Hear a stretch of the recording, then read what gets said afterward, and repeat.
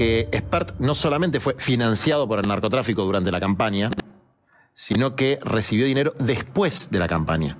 Y el que sí trajo dólares del narcotráfico se llama José Luis Spert. Y si alguno pensaba que era hacerle el juego a Grabois, los invito a que vean la nota que publicó recién Alconada con la confirmación oficial del Bank of America de que la transferencia se hizo. Digo, no hubo jamás caso más obsceno de vínculo entre el alto nivel político y el narcotráfico como este, y es bochornoso que ese tipo siga siendo diputado de la Nación y encabezando la lista del oficialismo en la provincia de Buenos Aires. No es un problema electoralero. Todos los que me siguen saben que vengo con esto desde 2019, que a mí este señor me amenazó en el debate presidencial diciendo ojo conmigo Grabois, porque yo lo venía denunciando. No es lo único que hay, pero, loco, perdón, compatriotas, pero este es un tema que tiene que romper cualquier grieta, digamos. Acá estamos poniendo el extracto de lo que publica de información, documentación del Bank of America. Es una cita que está dentro de la causa de Texas, que es lo que está publicando Alconada y Paz Rodríguez Nil en La Nación en este momento.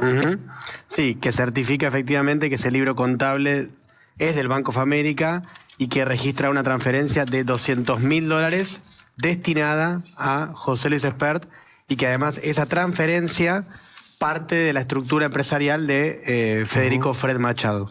Hasta ahora... y hay un detalle más, que está registrada con... es tragicómico, digamos, ¿no? Pero está registrada como el código N28FM, que es justamente la matrícula del avión privado que Machado le prestó a Spert. Es que de hecho, según este artículo, la transferencia sale de la empresa propiedad del avión. Claro, claro. O sea, es bastante explícito. Sí, ahora, ¿qué hasta ahora, no? Porque todo esto surge de una investigación judicial en Estados Unidos. Esta información vos la traes y haces una presentación en un juzgado que es el de Mirabelli, en San Isidro. Vos fuiste incorporando prueba ese expediente. ¿Qué sabés que hay ahí? ¿Qué expectativa tenés que ocurra en ese juzgado? Porque todo esto es público, pero tiene que avanzar la justicia ahora, ¿no? Un colega de ustedes de un medio que no es precisamente afín a nuestro campo político, me dijo que hay un juzgado donde mueren todos los expedientes, que es el de Martínez de Giorgi. Yo no lo conozco a Martínez de Giorgi. Dicen que quieren revivir una causa para mandarla del Federal de San Isidro al de Martínez de Giorgi. Lo cierto es que esta causa, hubo una primera denuncia que fue de la coalición cívica, de la que yo no tenía noticias. 2021. Sí, yo no sabía que habían hecho esa denuncia, que está cajoneada. Y en esta denuncia nosotros incorporamos varios elementos probatorios que en algunos casos son, de alguna manera, la confirmación de aportes personales. Aunque fueran de campaña, es escandaloso, son aportes del narco a la campaña, pero no lo quieran mandar a la justicia electoral porque en la contabilidad de la campaña no figura absolutamente nada de esto. Y hay esta transferencia posterior a la campaña.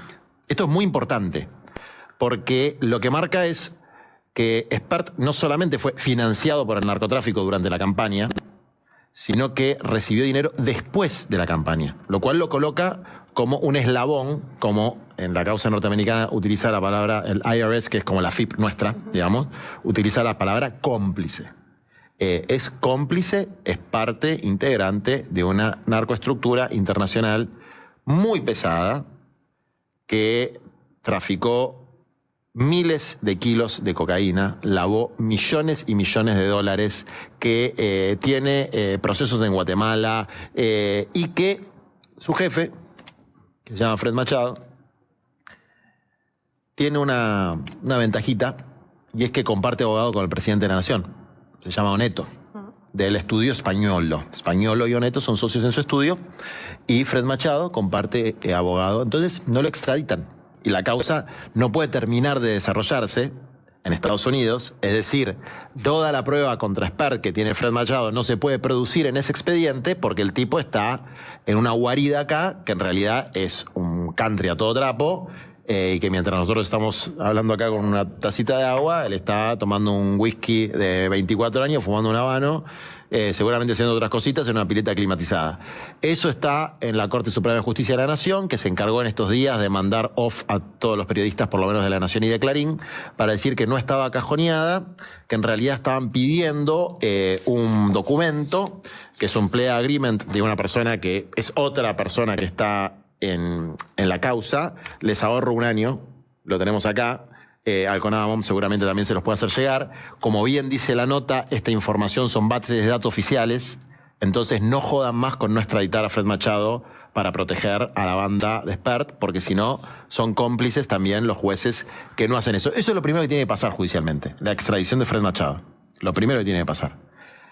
Después, a ver, acá tenemos la comprobación irrefutable de que este hombre recibió dinero de un capo narco. ¿Siempre hablas del giro de $200.000 o hablas de otro fondo? Hablo del giro de $200.000. Después hay una causal absolutamente evidente de enriquecimiento ilícito porque hay un 789% de aumento patrimonial justo después de que conoció a Fred Machado. Una casa en Martínez de 470 metros cuadrados que no puede salir menos de $800.000. Yo ya le pregunté a todas las inmobiliarias. Un Lexus, un auto carísimo de marca Lexus, un BMW. Y cuando le hagan la próxima entrevista, que le pregunten, señor Spert, ¿usted tenía cuentas en el exterior? Se lo pregunten. A ver qué contesta. No aparecen en su declaración. No aparecen en su declaración, como desde luego no aparece este giro.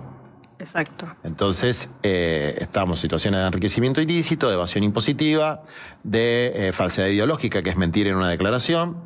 Él dice que, escuché, hay algunos argumentos, bueno, yo no tenía cargos públicos. No, mira, yo nunca tuve cargos públicos, pero fui candidato a presidente igual que él, en unas PASO, y ahora soy candidato a diputado. Vos, a partir de que sos candidato, sos una persona políticamente expuesta. Ese es el término que se utiliza internacionalmente cuando uno es candidato y tiene que declarar ante, digamos, las declaraciones juradas, porque una persona políticamente expuesta tiene un estándar más alto de transparencia que un ciudadano de a pie. Entonces, todo lo que él dice es mentira. Dijo que viajó una sola vez en el avión. Ustedes escucharon lo mismo que yo. Hay más de 20 viajes. Sí, más de 30. Más de 30. Más de 30. O sea, Más de 30. yo ya me pierdo. Según la justicia, 35. Yo ya me pierdo con la cantidad de mentiras que dijo. A ver, Digo, esto en el juzgado de Martínez de Giorgi, ¿eh? claro. Sí, y al menos 5 veces viajó Spert, siempre según esta misma información, junto con Machado, juntos en ese mismo vuelo. Bueno, qué bueno que Martínez de Giorgi está empezando a ver evidencia, porque si vos tuviste, yo no sabía esto. Si tuviste tantos vuelos, medio que lo tenés que explicar, porque los vuelos como que valen plata, ¿no? Entonces, algo había. No sé si lo llamaron indagatoria, no lo llamaron indagatoria. Yo la verdad que espero que el expediente caiga en un juzgado que vaya a investigar, porque aunque Patricia Bullrich, que es una mujer muy inteligente, desde luego, para mí desde su punto de vista ideológico y de su práctica política muy dañina para la República Argentina, pero que tiene información, correctamente se despegó del tema antes de esta confirmación. Pero yo quiero preguntarle a Patricia Bullrich cómo le va a explicar al pueblo argentino que ella es candidata en la misma lista que un hombre del narcotráfico, diciendo que va a combatir el narcotráfico. Me parece una cosa muy extraña. Es decir, hay un nivel de obscenidad en esta trama, que yo espero que como pueblo, digamos, bueno, hasta acá llegamos. Después que cada uno vote quien vote. Bajarlo, el presidente debería bajar a Spert de la candidatura? A ver, si este señor tuviera una pizca de dignidad, yo hubiese renunciado. No la tiene. Tiene la cara de piedra. Ustedes lo escucharon con sus colegas. Y tener la cara de piedra. Bueno. Pero el presidente de la Nación, más allá de lo que uno puede opinar, tiene una investidura representa a la nación argentina. Es el oficialismo. No podés tener este hombre de candidato. Ya está, no es un chisme de peluquería. Quería decir que era Grabois. Ya está, no lo dice Grabois. Lo dice la justicia norteamericana, el Bank of America, el CONAMO, el otro periodista que no me acuerdo el nombre. Pardo Drienil. Qué sé yo, y hay un montón de cosas más.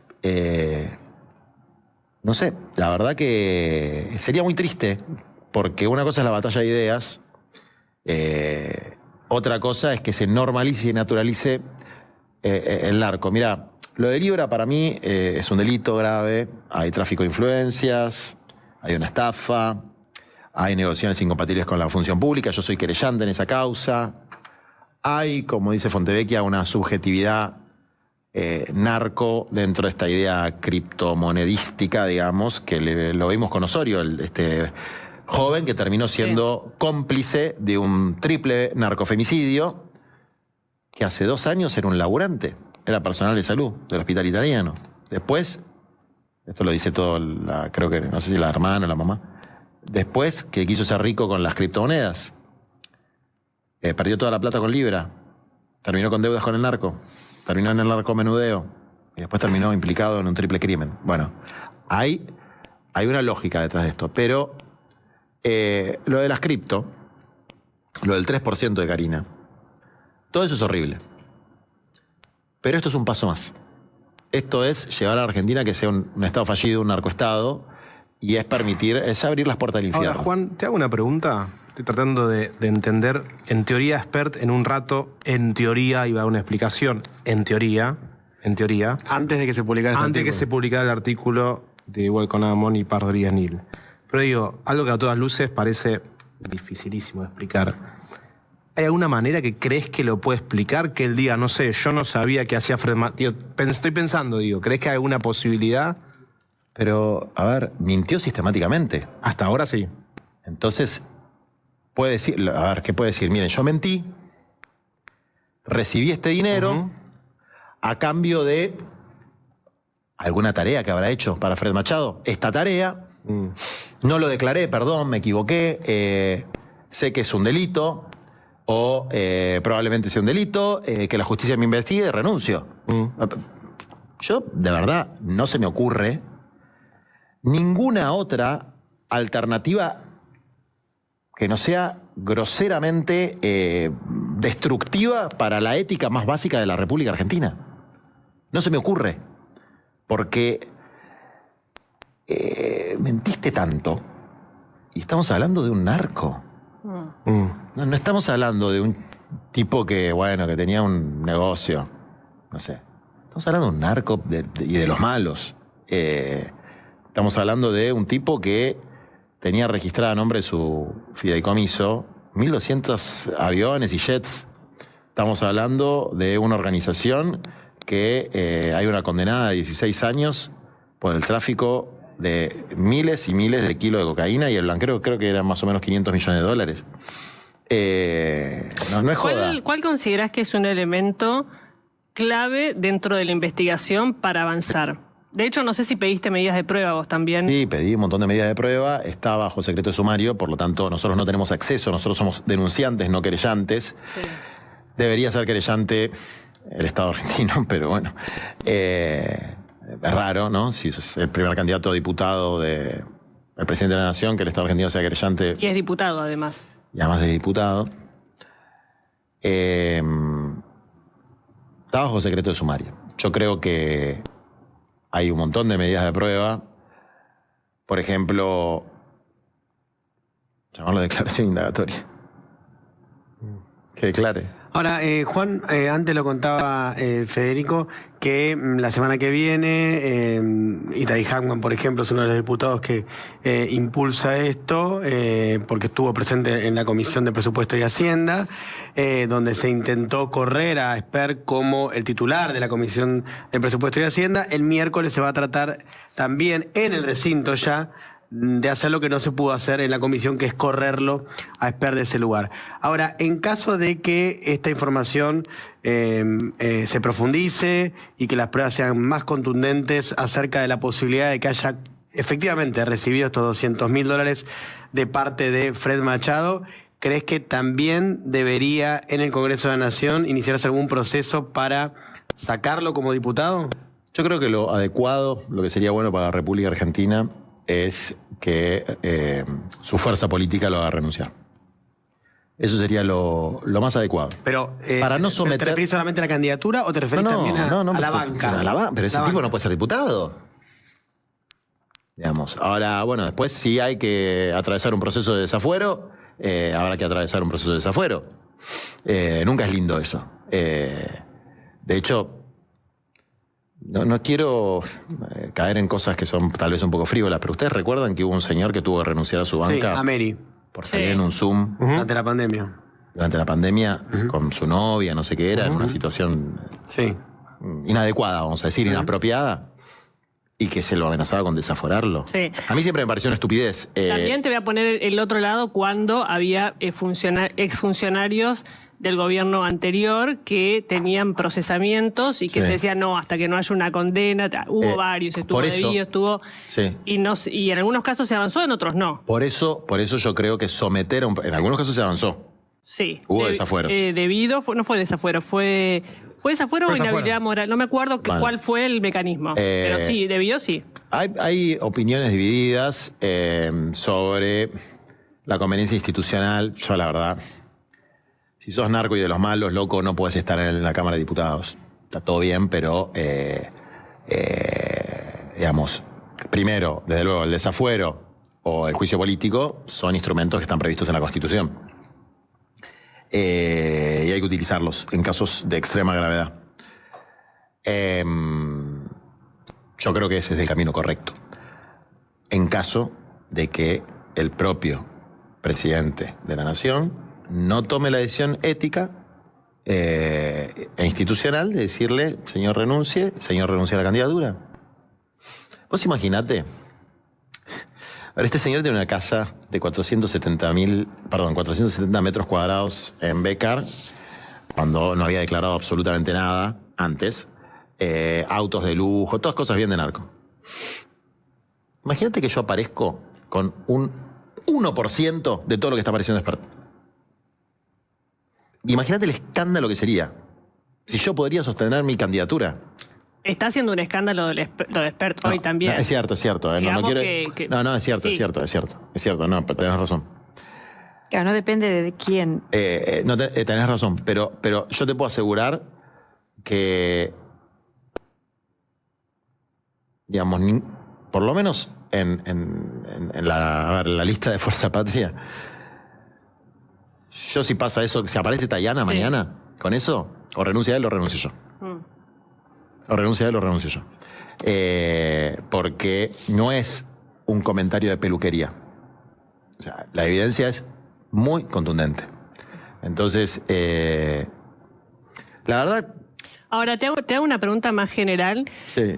Porque, o sea, aparece esta información sobre Expert. Yo coincido con tu posición respecto de que la comprobación del giro pareciera ser inapelable y no hay vuelta, tendrá que avanzar la justicia, pero es insostenible, digamos. Yo en eso coincido. Ahora, esta semana tuvimos esta información, tuvimos el drama de Florencio Varela con 3 chicas asesinadas vinculadas a un tema narco.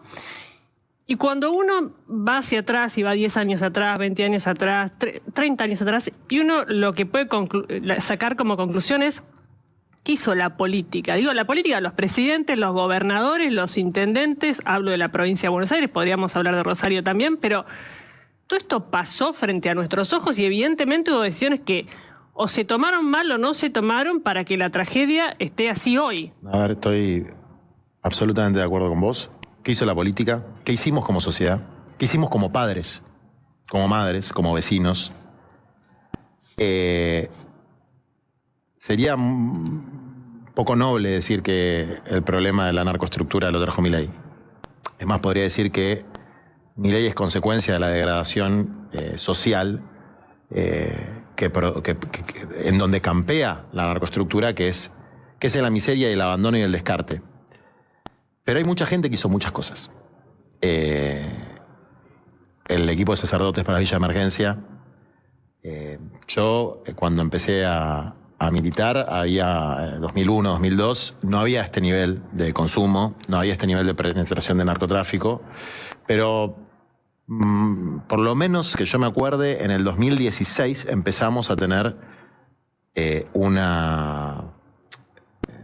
nivel de demanda de los padres que nos hizo repensar un montón de cosas. Entonces armamos 24 casas comunitarias, prácticamente sin apoyo del Estado, donde hoy conviven cientos de pibes o pibas, ¿no? En Luján hay una muy linda, donde un montón de pibas están reconstruyendo su vida, en Córdoba, en General Rodríguez, en Moreno, en Tigre. Y hay un montón de gente que se pela el lomo para rescatar esos pibes y esas pibas. Y algunas políticas de Estado hubo en algunos momentos, incluso durante el gobierno de Macri, la primer política de casas comunitarias se logró, luchando obviamente, después de la masacre, vamos a decir, de Time Rap, ¿se llamaba? Sí, Time Warp. Time Warp. Sí. Donde los pibes de las casas comunitarias, que eran todas con trabajo voluntario del Movimiento de Trabajadores Excluidos, hicieron como una procesión fúnebre al Cedronar. Y el gobierno de Macri, la persona que estaba en el Cedronar, fue muy receptiva a la propuesta. Y se abrieron un montón de casas comunitarias como estas y por lo menos alguien está intentando hacer algo. Desde la política pública, hay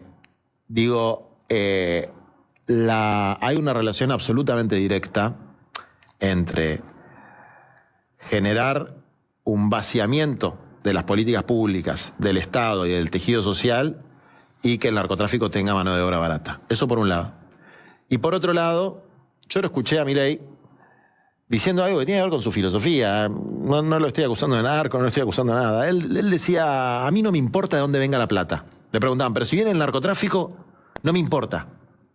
Esos son problemas del Ministerio de Seguridad, no son problemas de la economía. Cuando fue el blanqueo. Sí. ¿Tenés registro de esa Sí, claro. entrevista? A ver, acá y en Japón, los capos no viven en la 1114. Viven en los countries, viven en Nordelta, cenan en Puerto Madero. Me acuerdo que el Papa Francisco lo decía mucho esto, ¿no? Señores muy elegantes que cenan en Puerto Madero, en una misa que dio en Constitución. Y la ruta del dinero, en todas las estructuras de crimen organizado, es fundamental. Entonces, si el blanqueo se hace sin tener en cuenta la normativa internacional contra el lavado de activos proveniente del narcotráfico, y vos ahí estás ayudando, estás naturalizando, se naturaliza, ¿no? Que el presidente diga, mi ídolo es Al Capone, bueno, se naturaliza.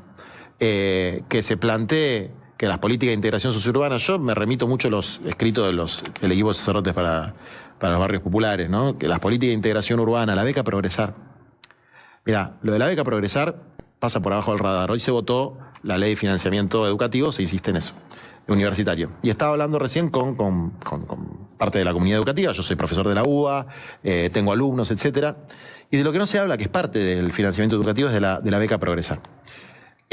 Hace 2 años había 1.800.000 becas, que no es para universitarios, es para chicos que terminan el secundario. Sacaron por lo menos 800.000. Yo estuve en una escuela en José León Suárez, San Martín, territorio con mucha incidencia del narcotráfico, y hablando con los pibes de 5º año, ahí tienen de 5º y 6º, y todos me decían que había un montón de compañeros suyos que habían dejado la escuela o que iban pocas veces por semana porque les habían sacado la beca o porque la beca ahora vale 1/3, ¿no? Bueno, es cierto que nadie abordó adecuadamente este tema hasta hoy. También es cierto que hay gente que pelea mucho contra eso, desde lo social, desde lo educativo, desde lo político, y seguramente hay gente que pelea mucho también en el oficialismo, ¿eh?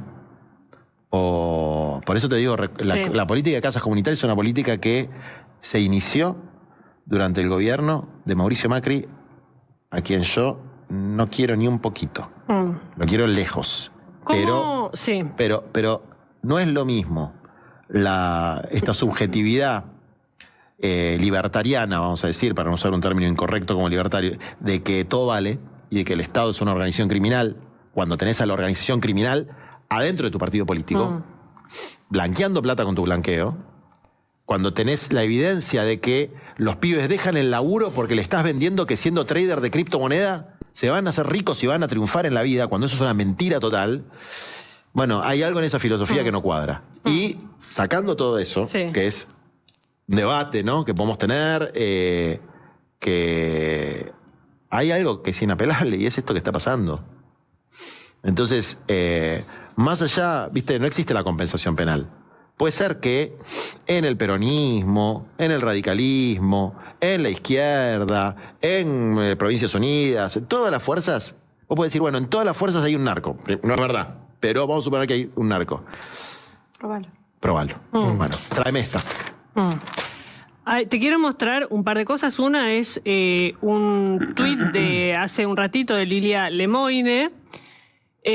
A mí no me van a psicopatear. El usurpador y estafador de Grabois, Spert, fue punta de lanza en la batalla por las ideas de la libertad y es inocente. Hoy lo sé. Y ahí abajo pone una foto de ella con Spert. Spert ahora es una especie de mancha venenosa donde algunos, por supuesto el presidente sí lo está defendiendo públicamente, pero hoy en un acto, y veamos esta última imagen, hoy en el acto en Ezeiza, no le dieron un lugar preferencial, es campaña, siempre se busca mostrar a dónde los planos oficiales a los candidatos. Bueno, lo han puesto en una tercera fila, no lo bajan de la lista, pero lo esconden un poco en la campaña. No, estoy siendo objetiva con la información, la verdad es eso. Pensaba esto de lo de Lemoine, que en 2023 ella dio una entrevista célebre, porque hubo momentos muy graciosos también, a Babi Checopar, y ella ahí dijo que Spert, textualmente citó, se quedó con la plata de la campaña y tuvieron problemas con narcotraficantes. Sí. Eso dijo Lemoine. Y también un tuit que tengo acá de Lemoine, ella dice que en 2019 a Spert lo bancaba un narco. Digo, sí, la misma Lemoine, Sí, digo, por supuesto, pero es de las pocas... Ahora todos le están escapando a Spert desde su espacio Lilia Lemoine político, sí. Es una gran militante del mal, pero es una gran militante. Es decir, es una persona que tiene fanatismo por Milei y que puede decir que el tipo era un narco y a los 2 años decir absolutamente lo contrario. Y el chivo expiatorio, obviamente, soy yo, que dicho sea de paso, en lo que ellos llaman usurpación, que fue defender a Dolores Echeverri de una estafa, hubo sobreseimiento de todos. Y quien te habla no tiene un solo procesamiento. Quien te habla no tiene una sola causa por corrupción. Quien te habla no tiene una sola causa por estafa. Quien te habla tuvo denuncias por todos lados y no avanzó ni siquiera en una indagatoria. La única causa que tengo abierta, de la que estoy muy orgulloso, es haber defendido el patrimonio público del Instituto de Estudios Históricos Presidente Perón. Y tampoco hay demasiado... ¿Te denunció Spert? Me denunció... Ahora, porque dijo que solamente le va a contestar, te va a contestar a vos si... No me denunció. No me denunció porque yo lo vengo diciendo esto. Él no me va a denunciar a mí. Él dice que me va a contestar en tribunales, en los tribunales de San Isidro. Él no dijo que me iba a demandar. Yo estoy esperando la carta de documento. Que venga la carta de documento, pero, a ver, va a tener que vender la casa de Martínez que tiene, porque si vos haces solamente por los honorarios de los abogados, porque vos para ganar una demanda por daños vinculados al daño del honor, tenés que demostrar que hubo real malicia, que no hay información factible, etcétera. Todo lo que dije lo tengo demostrado. Entonces le voy a ganar por paliza. Como le gané los juicios a Petovelo, digamos, como le gané los juicios a los tipos que nos amenazaron y tuvieron que poner un palo al hospital Garraham, digamos, porque hay que ver quiénes mienten y quiénes dicen la verdad.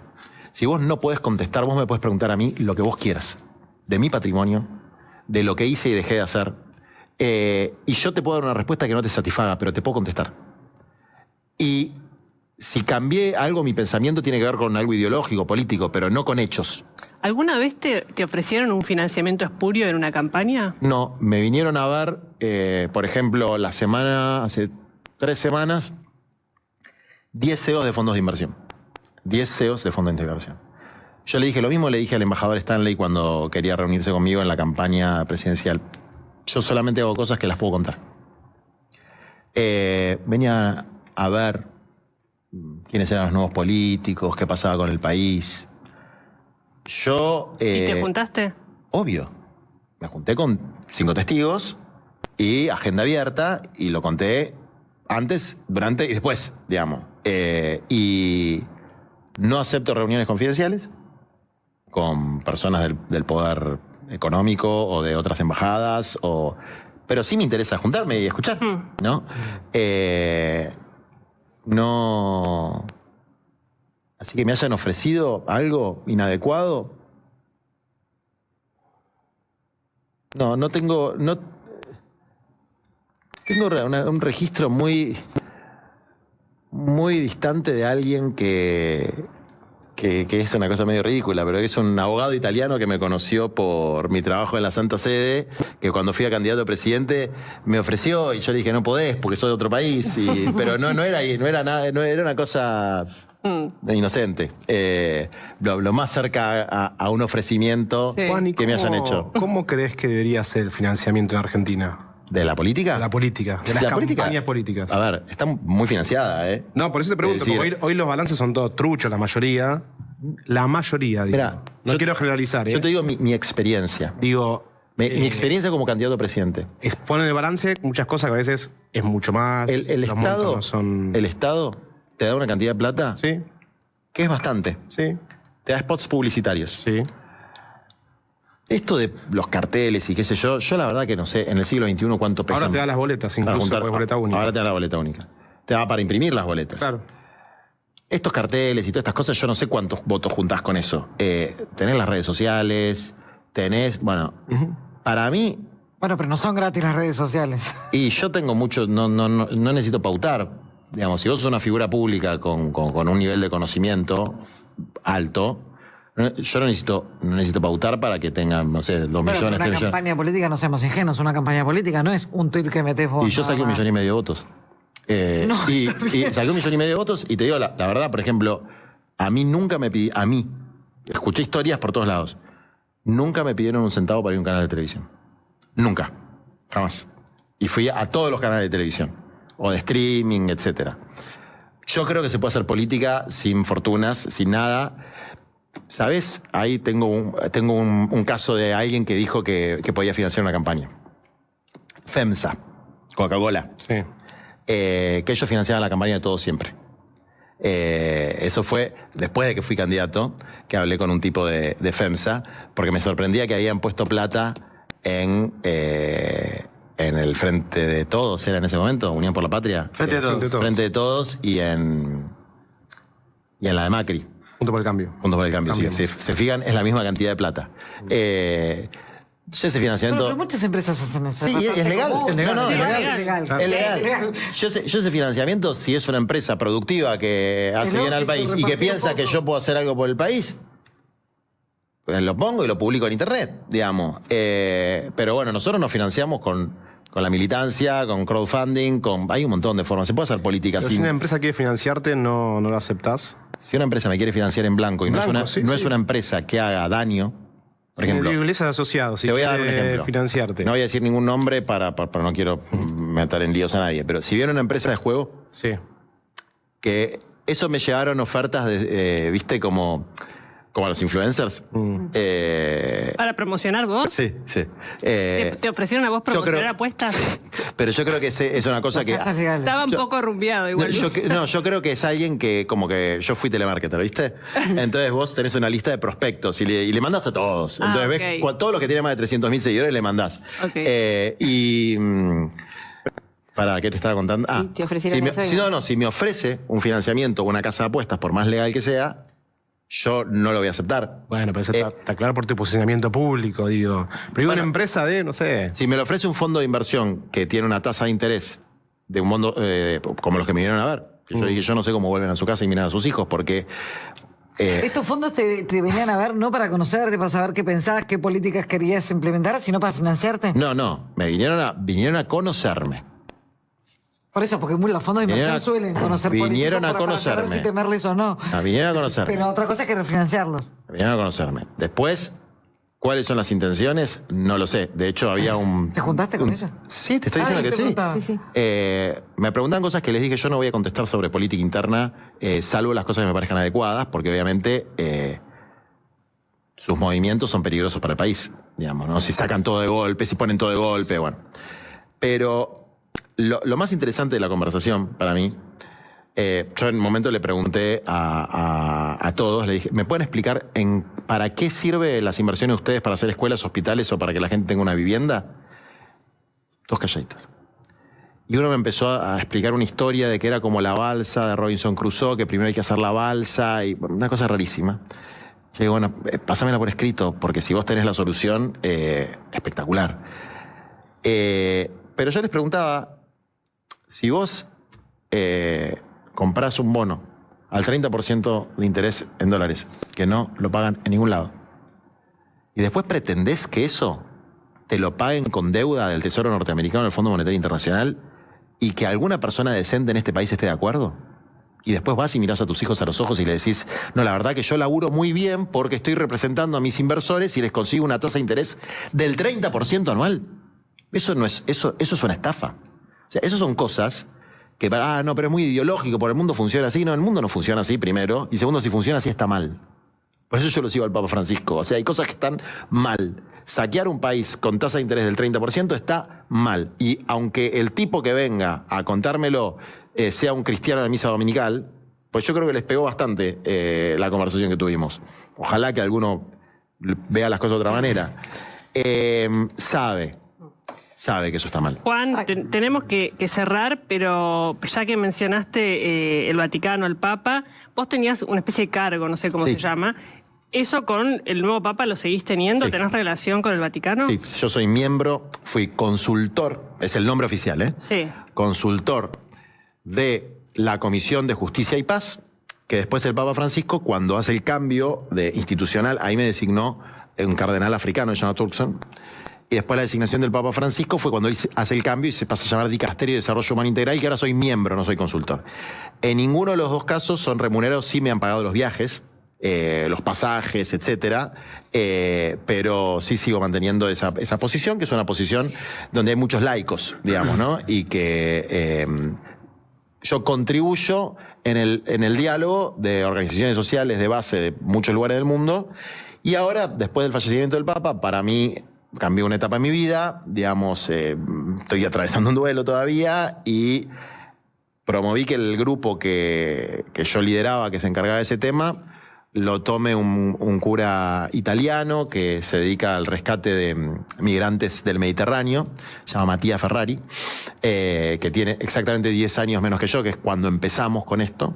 Y yo ahora estoy en otra etapa de mi vida, pero bueno, no voy a renunciar al lugar donde me designó Francisco hasta que se me venza el cargo. ¿Cuándo se vence? No sé, creo el año que viene, la verdad que no lo sé.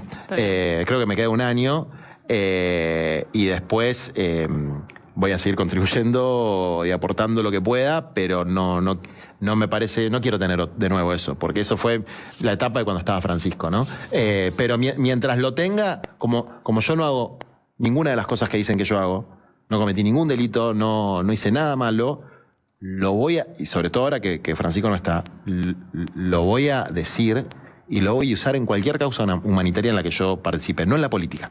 Es decir, hay un límite finito para mí que siempre fue muy complejo entre el legado del Papa Francisco, que yo tengo la obligación de transmitirlo, y la instrumentalización política de ese legado. Ahora, el Papa Francisco, en todas las misas que hizo con nosotros, que las organizábamos nosotros en la Plaza Constitución, hablaba de la narcopolítica, de la narcoestructura, hablaba de estas cosas. Y para mí esto es una pelea que es a capa y espada, y también es una pelea dentro del peronismo, ¿eh?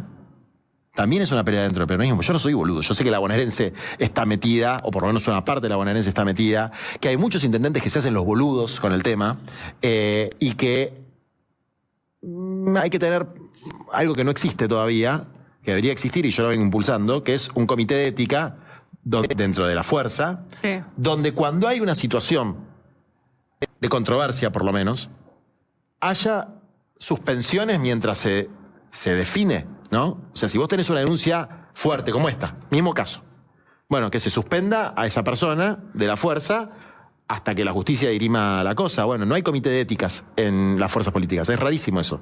Entonces yo quiero hacer un procedimiento contra otro candidato de mi propia fuerza, no tengo cómo hacerlo.